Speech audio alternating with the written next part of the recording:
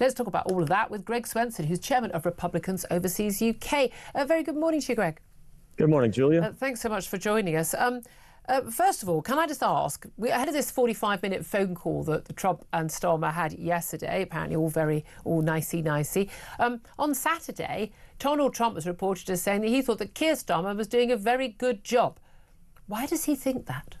I'm not sure he really meant it. I think he was being polite. You know, he's being sociable. I think if he wanted to be a critic, there's a long list of disasters here in the UK. So I think he's just trying to reach out and be polite. So good for him. What do you make of the fact that Keir Starmer is the first European leader to have a one-on-one phone call with Donald Trump since his inauguration, but that it took from Tuesday's inauguration all the way till Sunday for that phone call to take place? There was a time when an American president would make one of his very first phone calls in the first full day in office to the British Prime Minister. I mean, he's reinstalled the bust of Winston Churchill in the Oval Office, which we thought was a good sign. But apparently Keir Starmer's further down the list. Yeah, I mean, that might be true, although I think he just President Trump had a really busy week. He hit the ground running. Yeah, I mean, he really hit the ground running with the executive orders. He was, really 24/7. And so I wouldn't read too much into that. Marco Rubio, the Secretary of State, made a list of phone calls. Only one European country was on it, and that was Poland. So, but this, there's been a bit of a speed bump in the relationship. Partly, that might be some of the scar tissue from Keir and from David Lamy, Matt Mandelson. But also, remember when Joe Biden was executing the debacle in Afghanistan, he wasn't picking up Boris Johnson's phone calls. No, indeed. I think there's some mending to do. How damaging do you think David Lamy's comments in the past about Donald Trump? I know that he was there at that dinner with Keir Starmer, with Donald Trump in Washington last year. But how damaging do you think it was that he had said to him, publicly on record, on Twitter and in TV interviews that he's a KKK sympathiser, Nazi sympathiser. He doesn't. White nationalist. Nationalist. He shouldn't be in the country because Marco Rubio, the new Secretary of State under Trump, you say he's made a lot of the phone calls. The only other European country was Poland. He's going to, we understand, speak to David Lamy today. But he's spoken to the president. He's spoken to the leaders of Australia and Costa Rica before he's spoken to the British Foreign Secretary. Yeah, look, I don't think it's permanent damage from David Lamy's past comments, and even Marco Rubio had comments about President Trump, 8 years ago. I mean, to be fair, Trump had comments about Marco Rubio.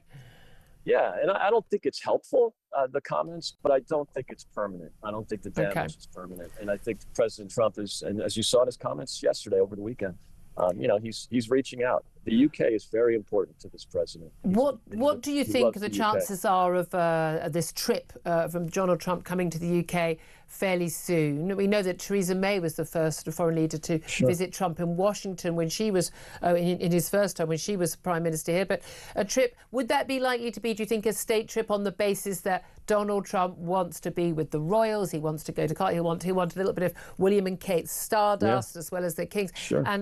And basically, this is what we have a royal family for, to do this stuff. Do you think that's likely? Yes, and there's no one better at it than Great Britain. And I think the president would really enjoy it. He loved his 2 trips in his first term. And he's much more popular now than he was in his first term, as you were mentioning earlier. So I think it's a great time if the Labour government, I know they're not going to go full MAGA. Okay, we get that. But if they could just take a few pages out of President Trump's playbook, I think it would be a great benefit to the country and to the party, to the Labour Party. Well, I mean, a lot of people are watching this. I mean, let's talk about the Colombia threat. Tiny country, close to America, an awful lot of migrants. The president wants to deport. Basically, Colombian government says, no, you can't send these people back like they're criminals and these illegal migrants on a military plane. I'm not going to accept the plane. That threat made within hours of the threat of 25% tariffs. Colombia had to renege. Is that basically how Trump is going to do business from now on? I think so, especially with socialist countries that are very critical of him, but also remember, they sent criminals to the border, and that's what we have. The first deportations, and probably all or most of the deportations, will be criminals. One of the men on that plane killed a 19-year-old woman, and with a drunk driving, and those are the people that are being deported right now. So the fact that the Colombian president initially said, you know, there are heroes, they're going to get heroes welcome and come in on commercial planes and we'll have flowers for them. You know, that was just absurd. And so, you know, President Trump is not fooling around here. And I think it was very wise of the Colombian president to buckle, because the U.S. is the #1 export destination for Colombia. So that was something that he couldn't live with. Is that something, do you think, that the British government could try with some of the countries we're trying to deport some of the unwanted folk here to? I think that would be wise. It's a shame that we have to do that. And, you know, the Colombian president should have accepted the illegal migrants immediately, just because it's the right thing to do. But instead, he had to, you know, sort of play games with the president and look at the outcomes. So President Trump's all about outcomes. He's all about results. So, you know, he's going to, you know, use different kind of methods to get there. But whatever he does, he's got the end game in mind. It's going to be absolutely fascinating. It'll be interesting to see. I can't wait to see the likes of David Lamy fawning all over the president if and when he does arrive here. Greg Swenson, he's chairman of Republicans Overseas UK. Thank you for that.